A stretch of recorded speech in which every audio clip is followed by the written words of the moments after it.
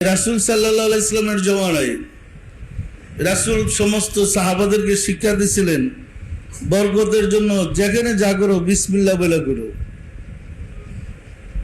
এক মহিলা মুসলমান হয়েছে, তার স্বামী কিন্তু মুসলমান হয় না, ইহুদি। মহিলা মুসলমান হইয়া যা করে বিসমিল্লাহ বিসমিল্লাহ, স্বামী আরে কি পাইলে এটা বিসমিল্লাহ, মানে বিসমিল্লাহ আর সে ছাড়তেছে না।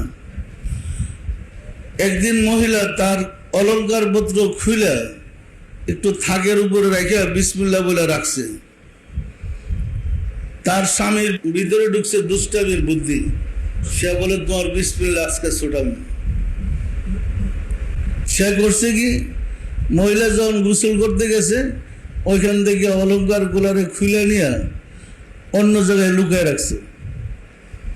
পরের দিন এক জায়গায় বেড়াইতে যাওয়ার কথা, তো মহিলার উনি বলছে যে বেড়াইতে যাবে, সব রেডি করো। মহিলা গোসল টোসল করে জামা কাপড় পরে তার এই অলংকার পত্র বিসমিল্লাহ বলে ওইখানে হাত দিছে, দিয়ে দিয়েছে সত্যি সত্যি সব অলংকার ওইখানে আছে। স্বামী যে নিয়ে গেছে মহিলা তার জানে না, বিসমিল্লাহ বলে হাত দিছে পরে সবগুলা অলংকার পাইছে। উনি কানে গলায় সবগুলা লাগিয়ে রেডি হয়েছে। তো স্বামী আসছে, স্বামী তো ওইটা দেখার কথা, মানে আজকে বিসমিল্লাহ ছুড়ামো।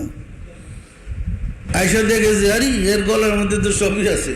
সে দৌড়ে গেছে যে যেখানে লুকাইছিলাম ওইটা কোথায় আছে, দিকে আসেনি। গিয়া দেখে ওইখানেও তার সে অলঙ্কার আছে।